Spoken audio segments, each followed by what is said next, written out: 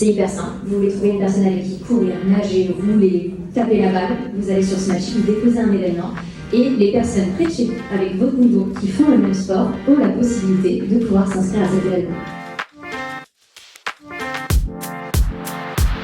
Bonjour, je m'appelle Maud Gaudier, je suis la fondatrice de Smatchy. Alors, moi je suis une triathlète, ça se voit peut-être pas là maintenant tout de suite, mais j'ai un petit indice à vous poignet.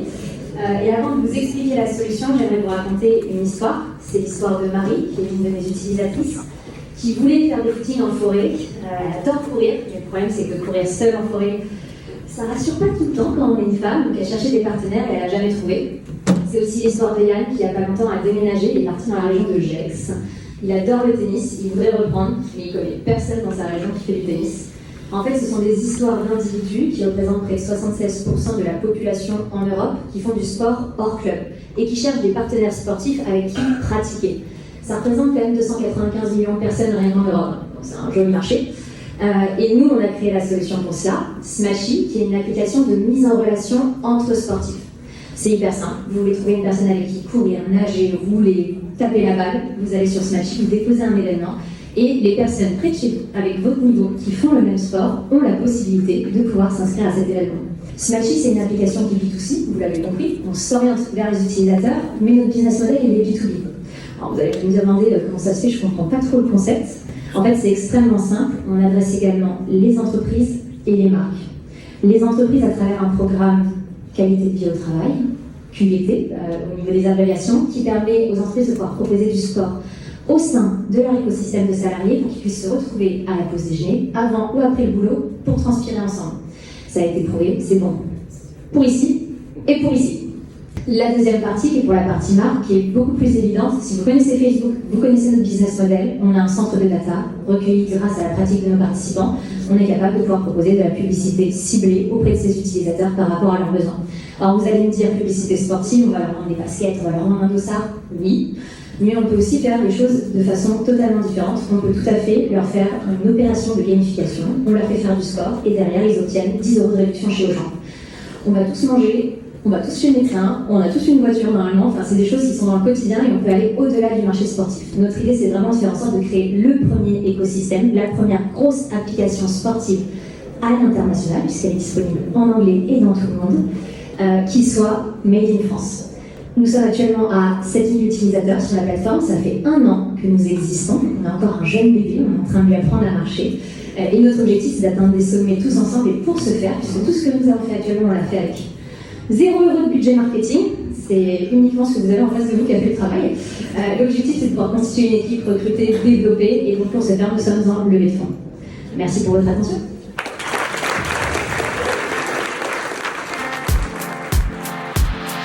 Il y a déjà quelque chose de similaire qui existait, justement, où vous avez comblé un manque. Voilà, déjà, c'était pour savoir par rapport au marché et comment vous positionnez. Est-ce que c'est vraiment une innovation ou c'est quelque chose où vous venez pas dire en complément, mais ajouter un autre produit par rapport à l'existant?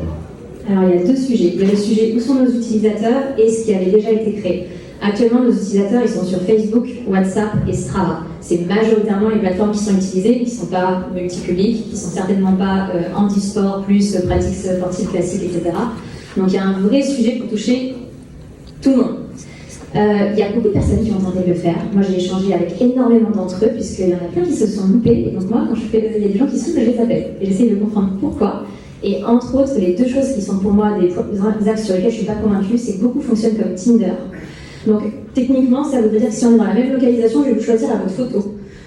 Je ne suis pas certaine que ce soit le meilleur critère pour vous choisir, pour savoir si on est bon pour faire du sport ensemble. Et ça, c'est le premier point bloquant. Je ne vois pas le concept de swiper à droite ou à gauche pour choisir mon partenaire sportif. Ou alors c'est qu'on a une autre envie, une autre démarche, mais dans ce cas-là, c'est pas du sport. Et le deuxième point, c'est qu'il y en a beaucoup qui ont fait un modèle B2C de rémunération et on a vu que ça a été testé et prouvé et ils se sont loupés. C'est pour ça que nous sommes partis sur une plateforme B2B de par les retours d'expérience d'autres personnes. Et est-ce que l'application, donc, du coup, n'est pas payante ou est-ce qu'elle est payante?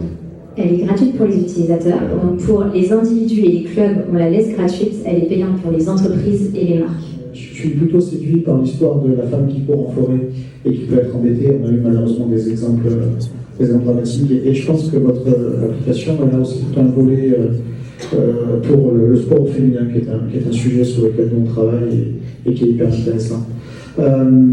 Et j'y vois d'autres volets. Alors, je vous parlais tout à l'heure justement de bandes de réduction, etc.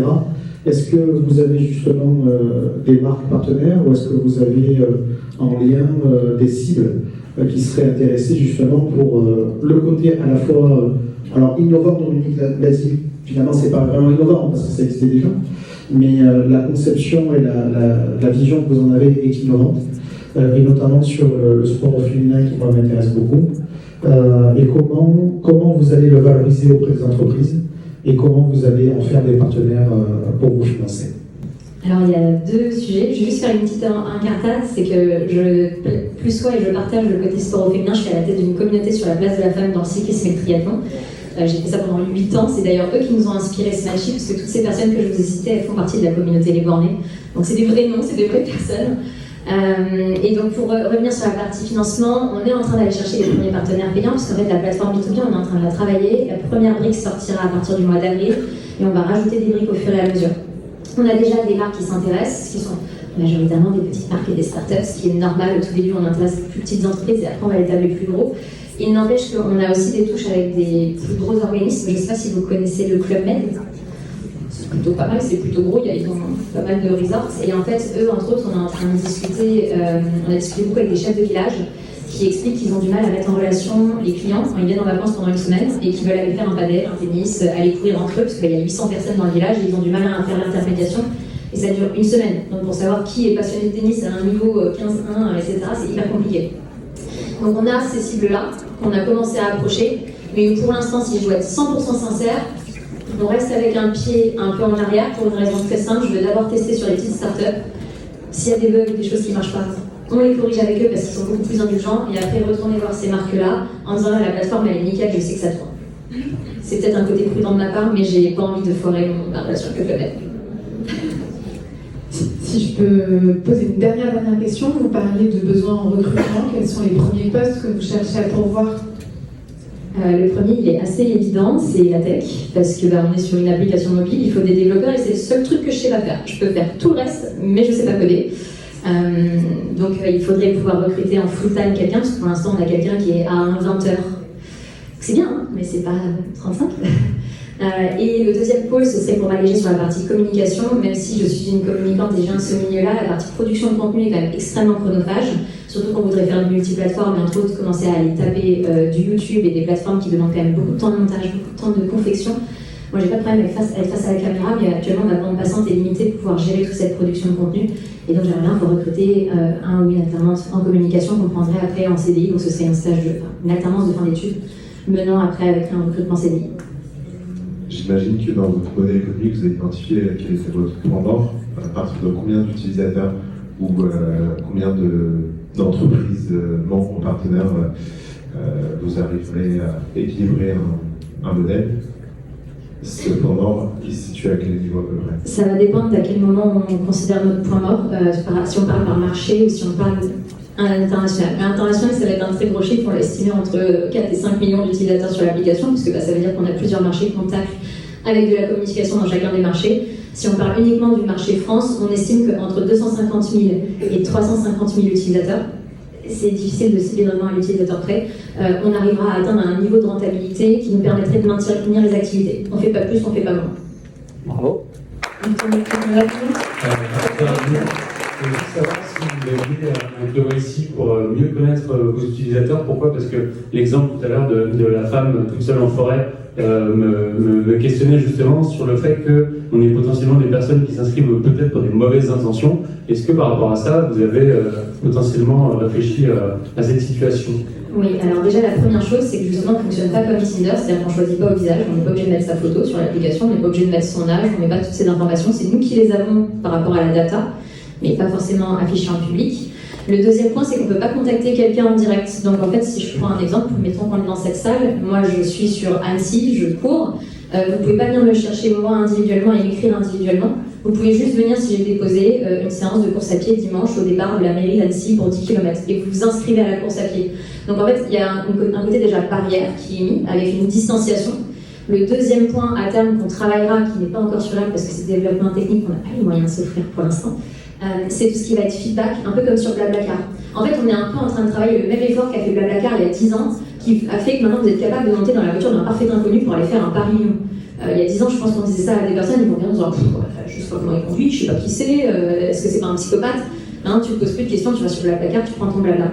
Mais c'est un petit peu le même travail qu'on est en train de faire, et entre autres la partie feedback est une des solutions qu'ils vont trouver pour résoudre ce problème. Donc nous, on intégrera sur la plateforme, il y en a sûrement 1000 autres à réfléchir, mais ça viendra au fur et à mesure aussi des retours des utilisateurs. Merci beaucoup Maud.